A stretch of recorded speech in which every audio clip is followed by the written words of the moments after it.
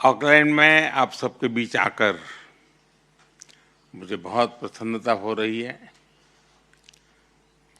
मैं प्रधानमंत्री लक्ष्मण उनके सकारात्मक विचारों और भारत के प्रति उनकी गहरी प्रतिबद्धता के लिए विशेष आभार व्यक्त करता हूं। आप सभी की उपस्थिति न्यूजीलैंड की इनोवेशन, एंटरप्राइज और फ्यूचर ओरिएंटेड सोच का प्रतीक है। भारत की ओर से मैं 140 करोड़ लोगों की एस्पिरेशंस और एम्बिशंस का संदेश लेकर आया हूं।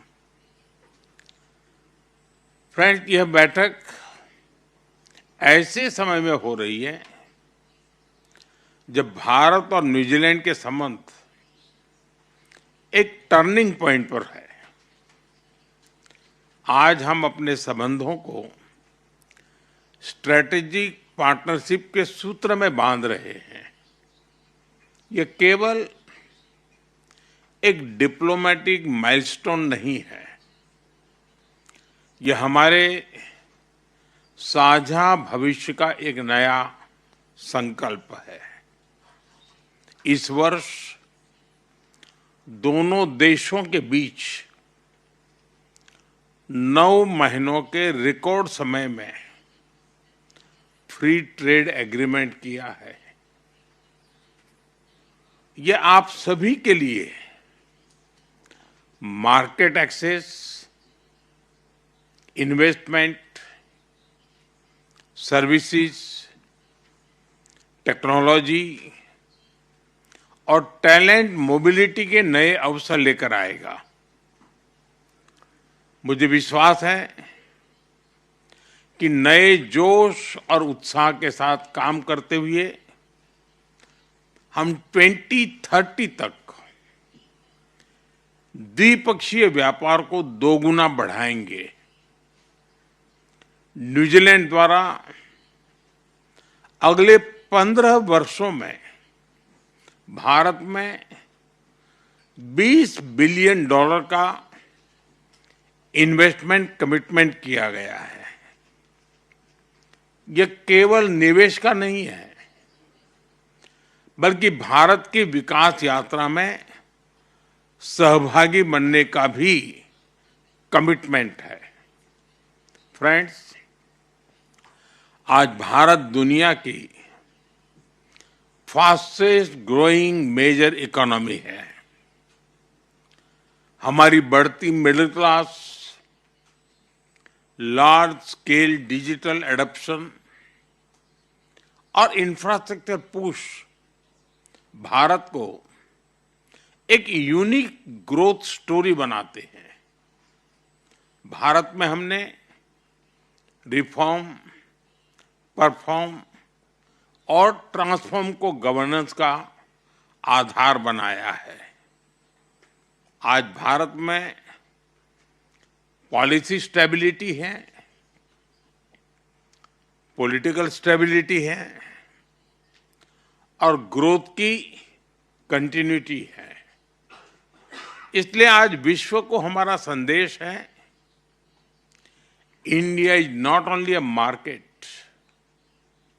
India is a launch pad for global growth.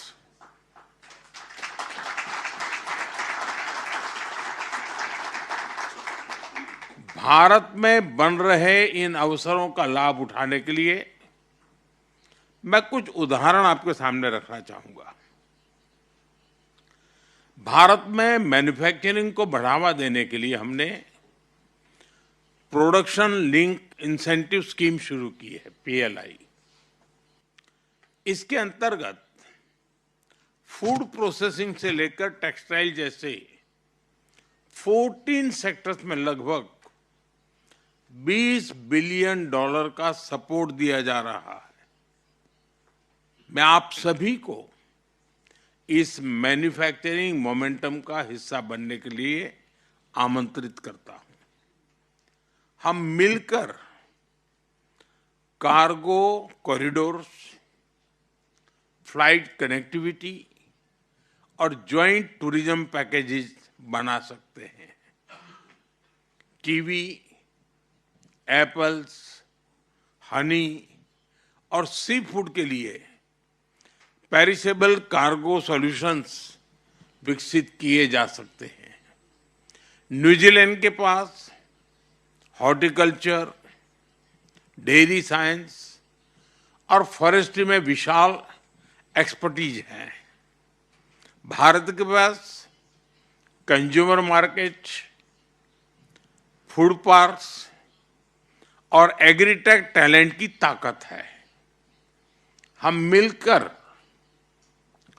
Farm to market, value chains और ग्लोबल एक्सपोर्ट प्लेटफॉर्म बना सकते हैं।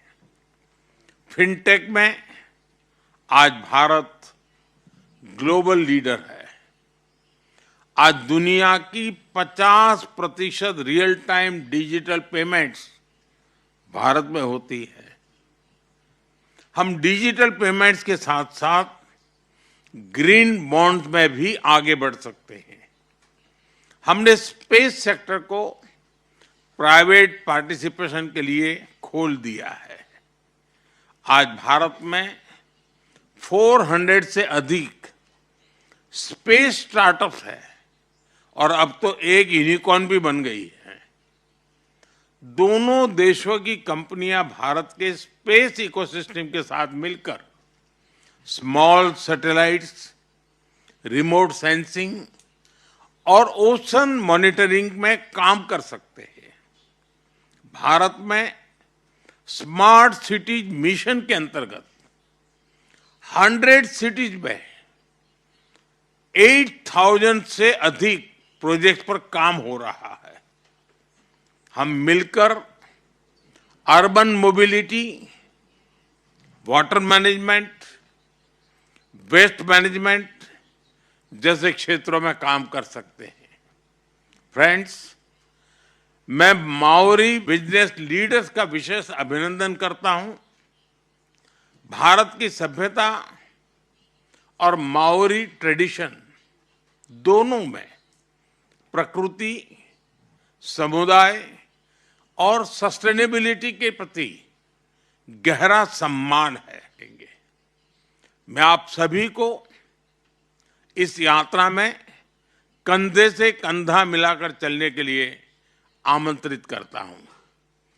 Let us make our partnership a platform for prosperity, A bridge for innovation and a force for global good. और मैं चाहता हूं कि New Zealand और भारत मिलकर के एक नई शक्ति के रूप में उभरे। और मेरा एक और आग्रह है, जैसा अभी आपने बताया कि खेल के हमारे संबंधों के 100 साल हो रहे हैं। ये बड़ा महत्वपूर्ण इवेंट है। इसको तो हम मनाएंगे, लेकिन क्या कभी ये सोच सकते हैं कि 35 से कम उम्र के बिजनेसमैन ऐसा एक बड़ा डेलीगेशन भारत आए और भारत से भी 35 से नीचे की उम्र का एक बिजनेस डेलीगेशन न्यूजीलैंड आए, ताकि हम एक नई पीढ़ी को हम तैयार करें। इसी एक शुभकामना के साथ आप सबका बहुत बहुत धन्यवाद।